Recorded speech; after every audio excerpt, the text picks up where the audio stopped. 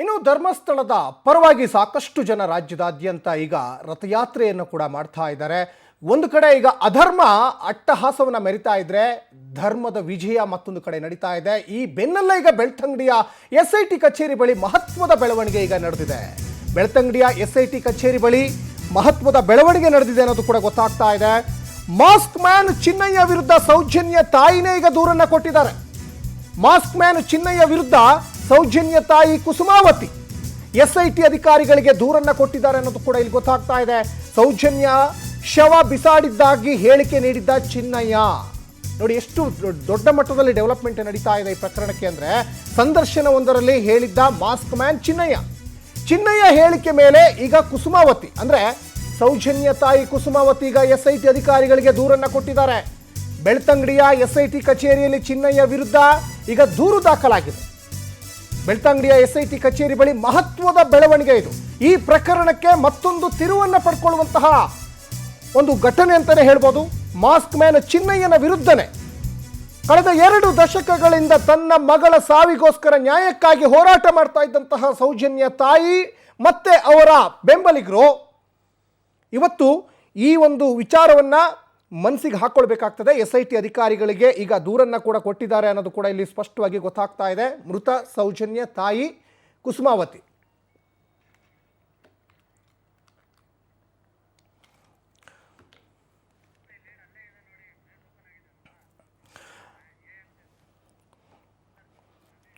ಇನ್ನು ಸಂದರ್ಶನವೊಂದರಲ್ಲಿ mask man Chinnaiah ಮಾತನಾಡಿದ್ರು. ಆ ಸಂದರ್ಭದಲ್ಲಿ ಸೌಜನ್ಯ ಶವವನ್ನು ಬಿಸಾಡಿದ್ದೀನಿ ಅಂತ ಕೂಡ ಅದನ್ನು ಸ್ಪಷ್ಟೀಕರಣ ಕೊಟ್ಟಿದ್ದಾನೆ. ಹಾಗಾಗಿ ಆ ಒಂದು ಹೇಳಿಕೆ ಬೆನ್ನಲ್ಲೇ ಈಗ ಕುಸುಮಾವತಿ ಈಗ SIT ಅಧಿಕಾರಿಗಳಿಗೆ ದೂರು ಕೊಟ್ಟಿದ್ದಾರೆ ಅನ್ನೋದು ಇಲ್ಲಿ ಸ್ಪಷ್ಟವಾಗಿ ಗೊತ್ತಾಗ್ತಾ ಇದೆ. ಪ್ರಕರಣಗಳನ್ನ ಖುದ್ದಾಗಿ ನಾನು ನೋಡಿದ್ದೇನೆ. ರವಿ ಪೂಜಾರಿ ಅಂತ ಇದ್ದ, ಅವರ ರೇಪ್ ಮಾಡುವಾಗ ಅವನು ನೋಡಿದ್ದಾನೆ. ಅವನನ್ನು ಕೊಲೆ ಮಾಡಿಬಿಟ್ರು. ಕೊಲೆ ಸಾಯುವ ಮುಂಚೆ ನಮ್ಮ ಹತ್ರ ಹೇಳಿದ್ದಾನೆ.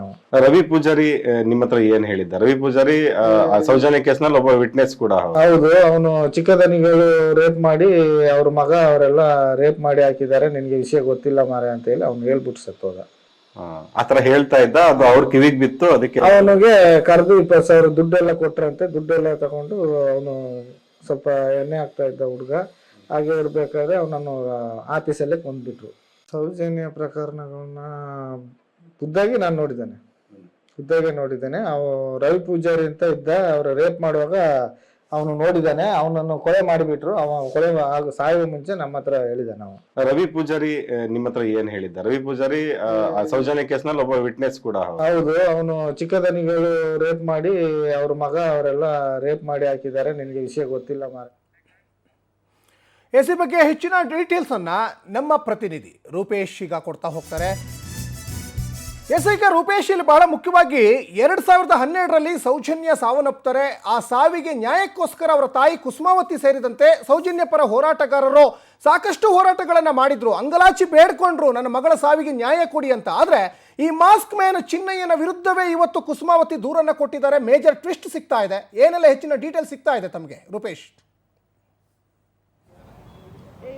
ನಿಜ, ಯಾಕಂತ ಹೇಳಿದ್ರೆ ಮೊದಲು ಎಲ್ಲವೂ ಕೂಡ ಭಾವಿಸ್ಕೊಂಡಿದ್ರು, ಯಾಕಂತ ಚಿನ್ನಯ್ಯ ಬಂದಿರೋದ್ರಿಂದ ನಮ್ಮ ಕೇಸ್ಗೆ ಸಪೋರ್ಟ್ ಆಗತ್ತೆ ಅಂತ ಹೇಳಿ. ಯಾಕಂತ ಹೇಳಿದ್ರೆ ಸೌಜನ್ಯ ಹೋರಾಟ 2012ರಿಂದಲೂ ಕೂಡ 2013ರಿಂದಲೂ ಕೂಡ ನಡೀತಾ ಬಂದಿತ್ತು. ಅದೇ ರೀತಿಯಾಗಿ ಮೊದಲು ಸೌಜನ್ಯ ಹೋರಾಟ ಸರಿಯಾಗಿ ನಡೆದಿತ್ತು. ಅದಾದ ಬಳಿಕವಾಗಿ ಎಲ್ಲೋ ಒಂದ್ ಕಡೆಯಾಗಿ ಧರ್ಮಸ್ಥಳದ ಅಪಪ್ರಚಾರ ಮಾಡಲಿಕ್ಕೆ ಕೇಸನ್ನು ಬಳಸ್ಕೊಂಡು ಅನ್ನೋದು ಕೂಡ ಗೊತ್ತೇ ಇದೆ. ಅದಾದ ಬಳಿಕ ಚಿನ್ನಯ್ಯ ಕೊಟ್ಟಂತ ಹೇಳಿಕೆಗಳು, ಚಿನ್ನಯ್ಯ ಕೊಟ್ಟಂತ ಎಲ್ಲವೂ ಕೂಡ ಮೊದಲು ಈ ಸೌಜನ್ಯ ಪರ ಹೋರಾಟಗಾರರು, ಅದು ಕೂಡ ಈ ಬಿ ಗ್ಯಾಂಗ್ ಎಂದ ಬುರ್ಡಾ ಗ್ಯಾಂಗ್ ಇದೆಯಲ್ಲ, ಅವರೆಲ್ಲರಿಗೂ ಕೂಡ ಸಪೋರ್ಟಿವ್ ಆಗಿತ್ತು ಅಂತೇಳಿ ಎಲ್ಲರೂ ಕೂಡ ಭಾವಿಸ್ಕೊಂಡಿದ್ರು. ಆದ್ರೆ ಕೊನೆ ಗೊತ್ತಾಯಿತು ಇದೆಲ್ಲವೂ ಕೂಡ ನಮ್ಮ ಸಪೋರ್ಟಿವ್ ಆಗಿಲ್ಲ, ಇಲ್ಲಿ ನಮ್ಮ ಷಡ್ಯಂತ್ರ ಎಲ್ಲವೂ ಕೂಡ ಬಯಲಾಗ್ತಾ ಇದೆ ಅಂತ ಗಮನಿಸಿಕೊಂಡಾಗ ಎಲ್ಲರೂ ಕೂಡ ಬೆಚ್ಚಿ ಬಿದ್ದಿದ್ರು. ಅದೇ ರೀತಿಯಾಗಿ ಇಲ್ಲಿ ಚಿನ್ನಯ್ಯ ಕೊಟ್ಟಂತ ಹೇಳಿಕೆಗಳಿರ್ಬೋದು, ಚಿನ್ನಯ್ಯ ಕೊಟ್ಟಂತ ಒಂದಿಷ್ಟು ಹೇಳಿಕೆಗಳೇ ಈಗ ಆತನಿಗೆ ಮುಳುವಾಗ್ತಾ ಇದೆ. ಅದೇ ರೀತಿಯಾಗಿ ಸೌಜನ್ಯ ಪರ ಹೋರಾಟಗಾರರ ನಿದ್ದೆ ಕೆಡಿಸಿದೆ. ಇದೇ ಕಾರಣಕ್ಕೋಸ್ಕರವೇ ಕುಸುಮಾವತಿಯವರು ಕೂಡ SIT ಕಚೇರಿಗೆ ಬಂದಿದ್ರು, ದೂರು ಕೊಡ್ಲಿಕ್ಕೆ ಬಂದಿರುವಂತ ವಿಚಾರಗಳು ಬೆಳಿಗ್ಗೆ ಬರ್ತಾ ಇದೆ. ಮೊದಲೆಲ್ಲ ಅನ್ಕೊಂಡಿದ್ರು ಚಿನ್ನಯ್ಯನಿಂದ ಬಿಗ್ ಟ್ವಿಸ್ಟ್ ಸಿಗುತ್ತೆ, ಬುರ್ಡೆ ಗ್ಯಾಂಗ್ ಬುರ್ಡೆ ತಂದು ಕೊಟ್ಟ ತಕ್ಷಣವಾಗಿ ಇದೊಂದು ದೊಡ್ಡ ಮಟ್ಟಕ್ಕೆ ಸಾರ್ವಜನಿಕ ಅಭಿಪ್ರಾಯ ಕ್ರಿಯೇಟ್ ಆಗುತ್ತೆ ಅಂತ ಅನ್ಕೊಂಡಿದ್ರು.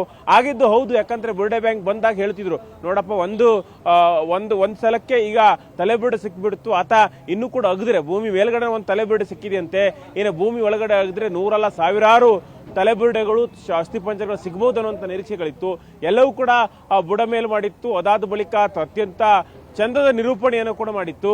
ಆದರೆ ಇದೀಗ ಬುರ್ಡೆ ಗ್ಯಾಂಗ್ ಹೇಳಿದೆಲ್ಲವೂ ಕೂಡ ಸುಳ್ಳು ಅಂತೇಳಿ ಗೊತ್ತಾಗ್ತಾ ಇದೆ. ಚಿನ್ನಯ್ಯ ಒಂದೊಂದೇ ಸತ್ಯವನ್ನ ಹೊರಗಡೆ ಬಿಡ್ತಾ ಇದ್ದಾನೆ. ಮೊದಲು ಚಿನ್ನಯ್ಯ ನಮ್ಮ ಸಹಾಯಕ್ಕೆ ಬರಬಹುದು, ಸಹಾಯಕ್ಕೆ ಆಗಬಹುದು ಅನ್ಕೊಂಡಿದ್ರು. ಇದೀಗ ಅದೇ ಚಿನ್ನಯ್ಯನಿಗೆ ವಿರುದ್ಧನೇ ಈಗ ಒಂದಿಷ್ಟು ದೂರು ದಾಖಲಿಸುವ ಸಂದರ್ಭ ಎದುರಾಗ್ತಾ ಇದೆ. ಇದೇ ವಿಚಾರಕ್ಕೆ ಸೌಜನ್ಯವರ ತಾಯಿ ಕುಸುಮಾವತಿ ಅವರು ಕೂಡ SIT ಬಂದಿರುವಂತ ಮಾಹಿತಿ ಹೊರಗೆ ಬರ್ತಾ ಇದೆ. ಸಚಿನ್, ಧನ್ಯವಾದ ರೂಪೇಶ್ ತಮ್ಮೆಲ್ಲ ಡೀಟೇಲ್ಸ್ಗಾಗಿ.